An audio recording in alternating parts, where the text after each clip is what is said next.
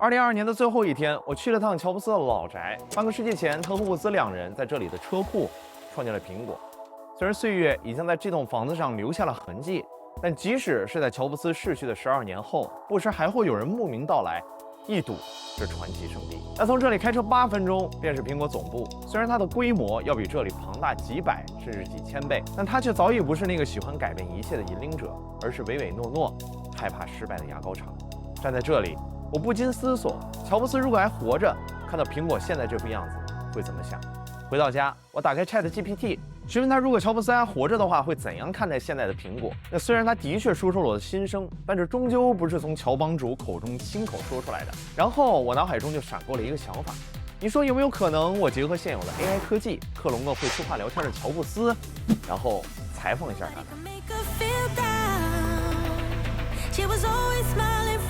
为了达到这个目的，需要做的第一件事就是能让 AI 以乔布斯的角色还有风格回答一系列问题。这就意味着，为了训练这个 AI， 就要收集足够多关于乔布斯生前采访的资料、传记等一系列信息，然后进行模型训练以及测试，从而让这个 AI 尽可能站在乔帮主的立场，对于我提出的问题生成回答。那训练 AI 这个步骤本身可能的确需要花费一些时间，但是在研究了一圈之后，我发现与其让我自己动手，这件事情之前已经有人做过了。没错，那它就是我开头用到的 ChatGPT。作为一个使用了超过1750亿参数文本数据进行训练的生成类 AI 模型，除了可以聊天、创作、写代码之外，还拥有大部分关于历史名人的信息。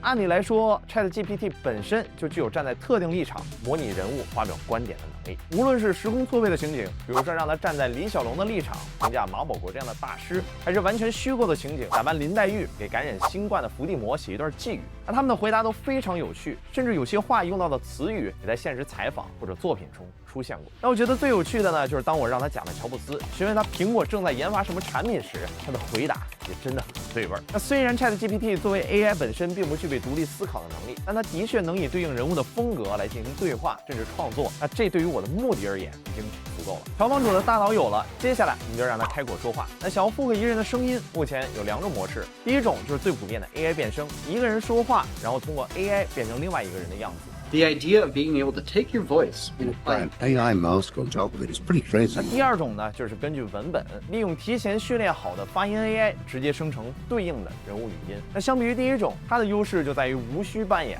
只用文字就可以让任何人说出任何话。比如说，它可以让瑞克摩蒂里面的瑞克说一段绕口令，甚至让艾米纳姆唱一首别人给他写的。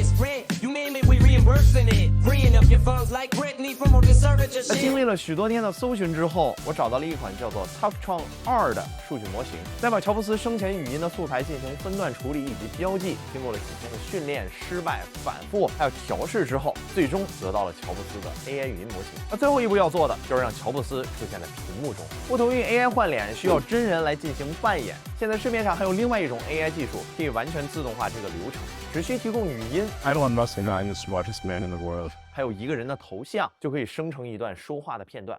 Elon Musk and I'm the smartest man in the world. 总之，它的玩法的确很多。OK， 那现在人物的面部肌肉有了，最后还差一部皮囊，乔帮主就可以原地复活了。那其实获得皮囊的方法也很简单，我们完全可以网上随便找张照片就完事儿了。但是用 AI 克隆一个人这个概念最有趣的地方便是可能性。2023年，如果乔帮主还活着的话，此时已经是一个年近70的老人家了。所以我决定自己画一张，或者准确的来说是从头到尾让 AI 帮我创作一张乔帮主老年的样子。那为了达到最好的效果，我用的是一款叫做 Midjourney 的 AI 图像生成类平台。不同于其他 AI，Midjourney 最出众的便是它生成的作品不仅拥有超高的完成度，而且有多种风格和用途。无论是室内设计、平面设计还是产品设计，艺术风格上，美漫风、复古风、插画风，还是几乎接近照片真实程度的渲染。无论是老年的乔布斯，还是赛博朋克风的乔帮主，输入文字描述即可生成，只要你敢想，它就敢画。那在调整了各种各样的参数还有描述，生成了各种各样的乔布斯之后，终于得到了最终版本。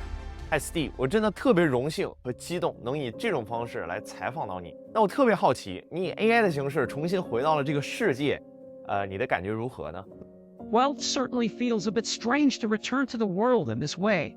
I must say, I'm a bit surprised to find myself resurrected as an artificial intelligence, but I suppose it's just another example of the incredible progress that humanity has made in the field of technology.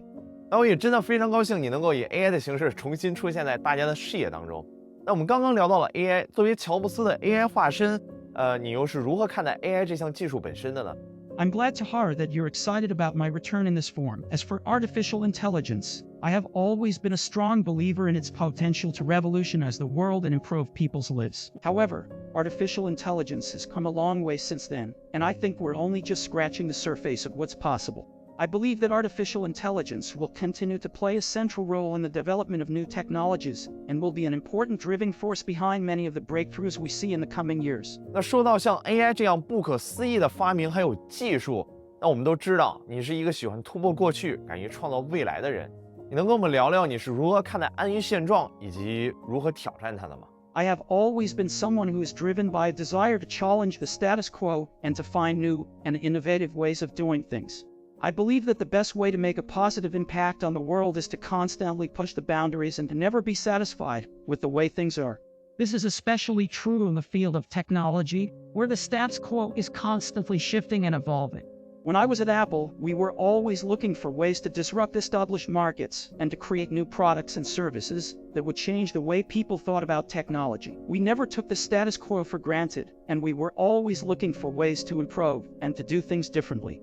Of course, this approach isn't without its challenges. It can be difficult to convince others to embrace new ideas and to take risks, especially when those ideas challenge long-held beliefs or established ways of doing things. But I believe that it's worth it to take those risks because it's only through pushing the boundaries and challenging the status quo that we can truly make progress and achieve greatness.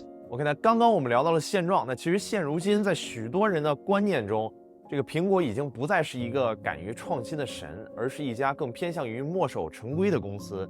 那大家其实都很怀念当你当 CEO 的时候，每次发布会的结尾都会出现 One More Thing 这样的惊喜，和在产品中也都能看到你对颠覆性改变的执着。所以你能稍微跟我们聊聊你对于现在的苹果公司有什么感想吗？ As the co-founder and former CEO of Apple, I have always believed in the importance of taking risks and challenging the status quo in order to drive innovation and make progress. That being said, I can't speak to the current culture and practices of Apple as I am no longer with the company. But I do hope that Apple will always remember the importance of taking risks and challenging the status quo. 真的很感谢你可以参加这次简短的采访。那在采访的最后，能够邀请您分享一下您人生中学到最宝贵的一节课，来启迪我们的观众吗？ One of the most valuable lessons that I learned in my life is that it's important to have a clear vision and to stay true to your values. It's easy to get caught up in the day-to-day demands of running a business or building a career, but it's important to take a step back and remember what you are truly passionate about and what you want to achieve in the long term. Also remember to surround yourself with people who share your vision and values. I was fortunate to have a great team at Apple, and I believe that our shared values and vision were a key part of our success. Finally, I would say that it's important to always be willing to learn and to adapt to change.